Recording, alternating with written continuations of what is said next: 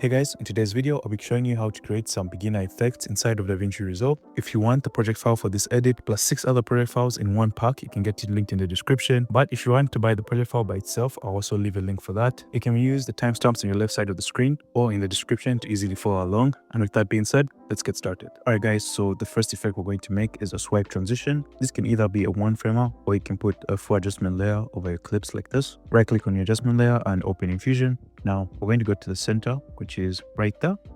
And from here, we're going to hit shift space and add directional blur. So from here, you want to use the correct directional blur. I've actually been using the wrong one. I've been using this one right here. And one thing you notice is that, let's say we choose this angle and we take the length up like this. It looks cool, but I really don't think it looks nearly as good as the one I see people doing After Effects. And I was wondering why Davinci Resolve doesn't have an overly exaggerated one.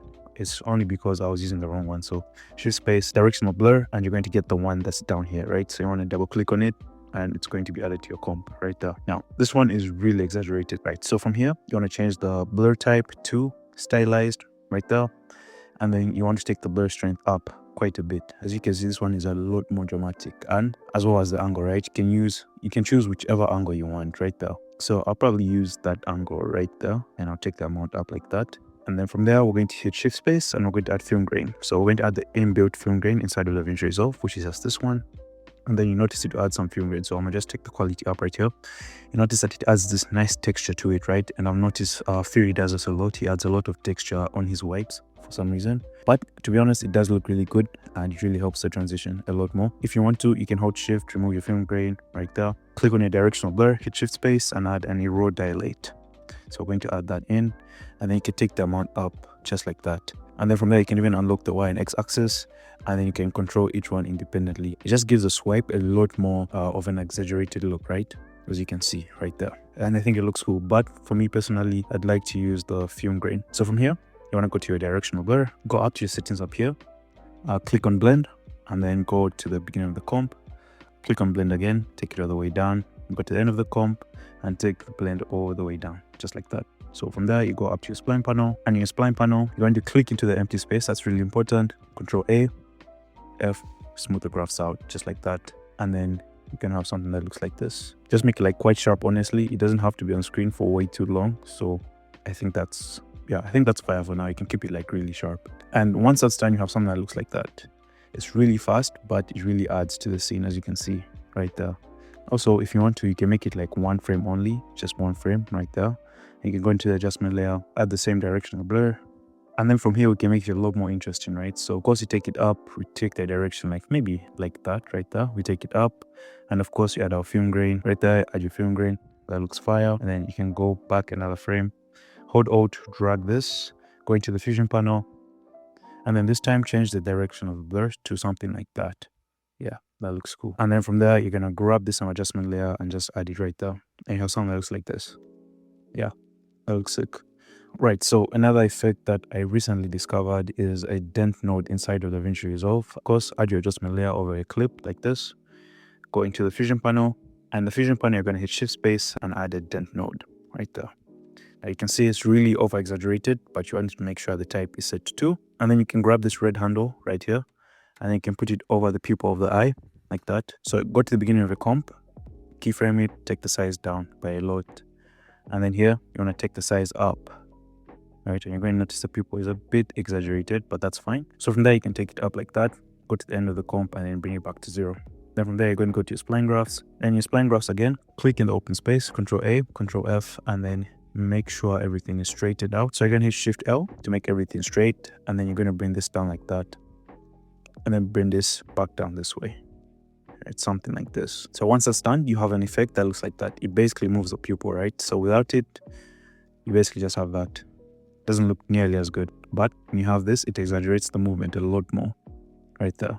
And I think it looks really cool, and you can use this in a lot of your eye transitions. So the next effect that I'm going to talk about is a flicker. A lot of people don't use flicker in their edits, and I'm going to show you why it's an extremely underrated effect. So go into your fusion panel, and in your fusion panel, you're going to hit shift space and add flicker addition. You're going to add flicker addition right there. And you notice there's a slight flicker on your clip right there.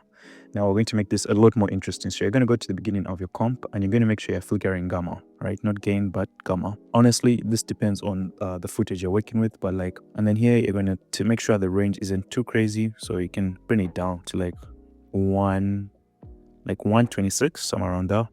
Then you're going to keyframe the speed, right? So from here, you have the speed down to 0. Then here, you can take it all the way up, just like that. Then from there, you're going to go to spline panel, Control AF, and then you're going to have something that looks like this. Then from there, you have something that looks like that.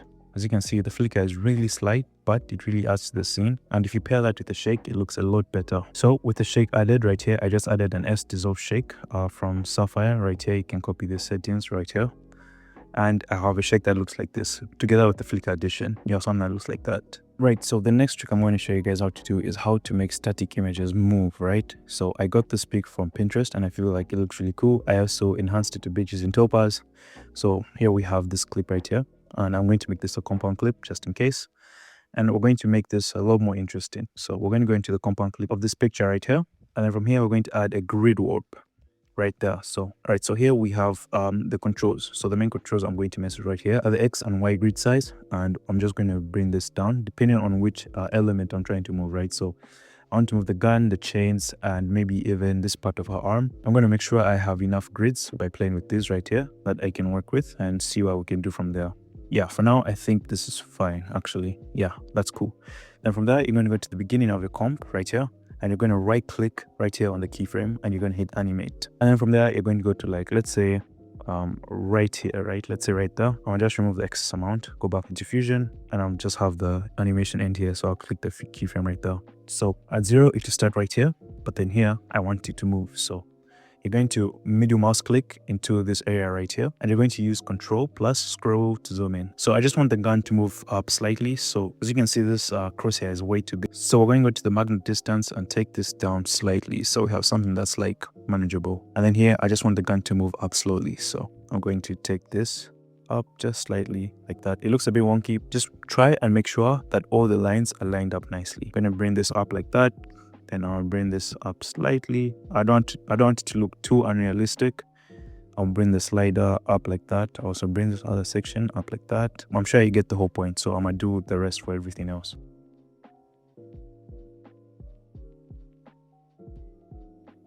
All right, cool. So once everything's done, you should have something that kind of looks like this.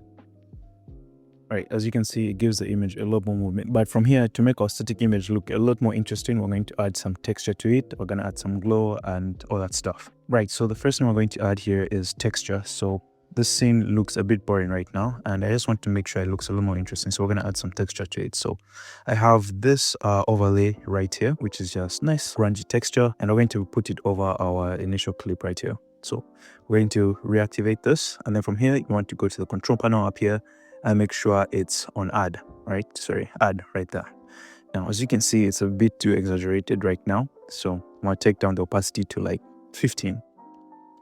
And then you have something that looks like that. It adds a lot more texture to our scene, and I feel like it looks really, really sick. Right, so from here, when you're done, we're going to add some more stuff to make it look interesting.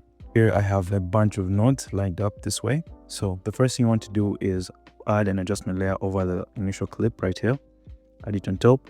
And then you want to add a soft glow. So on your first soft glow, you're going to use the settings right here. Take the threshold down to 0.06, take the gain up to 5, and take the blend up to 0.1. And you should have something that looks like this right there. And from there, you're going to add another glow. You're basically just going to hit Control C, and then you're just going to paste it over right there. So on this next glow, I've done the same thing, but this time I've played around with my glow size, and you have something that looks like that. And then from here, same thing, but this time I've taken the glow up to 100, right? And so far, this gives it a really nice. And I got this trick from a really talented Davinci Resolve creator. I think his name is Risto. I'll link his channel down below. Then from there, we have our film grain, right? I didn't really do anything. It really makes it feel like the image is part of the scene right there. And it gives it a really nice, cool look. And then from there, I added a vignette just to control the glow a lot more. And then I added a waviness right here. So when you zoom in, you have this sort of nice wavy effect, right? You can barely see it, but like it adds a lot more character to the scene. And I use the settings right here to do this waviness effect. And once that's done, you have something that looks like this. So it's a bit laggy, but I feel like it looks really, really cool. Right, so another effect I've been using in my edits to emphasize impact is quick zoom-ins, right? And I learned this trick from Soup. I'll link his channel down below. And I noticed people like Fury actually do use this trick as well. It's very interesting, and I'll show you how it's done. So you want to make sure you got the adjustment layer where the animation begins, which is like right around there. And then you want to go where, like right there. And then here you can just add a marker like that. So going to the adjustment layer, and then from here you're going to add a transform node. You can get it from up here. Go to the beginning of the comp, right there. Go to the end right here and just zoom it in like that much. I feel like it's cool for now. And you're going to go to the beginning of your comp, go up to your spline panel, click on transform. So in your spline panel, click in the empty space, Control AF, and then you're just going to bring this up like this. Make sure this graph is super exaggerated, right? And then from here, you're just going to bring this down, and you're going to have something that looks like this. Yeah, doesn't look nearly as good right now, but we're going to make it look better. So from there, you're going to go to your adjustment layer once more, and this time add another transform node. And we're going to go, since our animation begins, starts right here, we're going to go back to like the 9th frame almost, and then click on size again, go to the end of the comp, and then take this up like drastically, maybe that much right there. Go into your spline panel, and your spline panel, you're going to hit Control AF, and you're going to make a graph that looks something like this. Right, make sure there's some slack here so that it continues zooming in slowly. And then once that's done, you have something that looks like this. As you can see, it adds a lot more impact to the scene, and it looks a lot better. After I've added my shakes, you have something that looks like this, and it looks a lot more exaggerated right there. I've added 2 overlapping shakes right here. And then you have a pretty cool looking scene just by using a few couple nodes, and it looks a lot more interesting than something that just looks like this and plain. Right, so from here, I'm going to show you the framers that I love using. Just a couple of framers I love using before we end the video to make. So you want to get this scene, duplicate it, and just go to where the scene changes. So right there is fine. Cut it down like this for 1 frame only. Delete that. We can zoom in. Go into the fusion panel of this clip, and in fusion, you're going to grab a transform node, and here you're going to untick size and aspect. This is really important. And then from there, you're going to stretch this out. And then from there, you're going to go into your cropping options and just crop this like left or right. So let's say like where the crop isn't as obvious, right? It's like right there. It looks almost like you can't see it. So from there, we can even exaggerate this a lot more. And you have something that looks like that. So you have something that looks like this. If you want to, I even did the framer right here. So you guys can see it's in the edit. It's something like that. Yeah, it really helps it transition nicely. And another framer that you can use is a solid, right? So let's grab a solid right here. Let's cut this, and I'm sure you guys know this one is really, really basic, and I use it a lot of the times. It's just a white flash. So right there, you can even crop the flash, right? And go up to settings, and you can crop it to the left. Let's say you want a transition to happen to the left and to the right, so you can get that. Copy it and then go to the next one, and then this time bring this up and crop it to the right. So right there, side like it's center, and you have something that looks like that. Yeah, if you want to, you can make it the other direction as well. So you can cut the top halfway through just like this, and you can go to this one and just bring this all the way up, and then cut the bottom halfway through right there. And then here's something that looks like this. Yeah. Also, another effect I've seen Fury do quite a lot. He does it like a lot of times in his edits. It's honestly surprised how many times he does it. So we're going to go into the adjustment layer right here. And then from here, we're going to add a transform node. And we're just going to zoom it in a bit. We're not going to add any keyframes. We're just going to zoom it in quite a bit. So maybe that much. He doesn't take it too crazy. And then from there, we're going to add a Gaussian blur, right? So a Gaussian blur right there. And we're going to take it up a bit. So keyframe it, go back 2 frames, 1, 2. And then just bring it back to 0. Then you're going to notice you have this small cropping right there. So something like that. Yeah. Something like that. And if you want it to be really gentle, again, you can just go to your transform node and just have it not zooming too much, maybe just like a bit to where it's like kind of noticeable, right? But plus the Gaussian blur right there. And I think it really adds to the whole edit in general.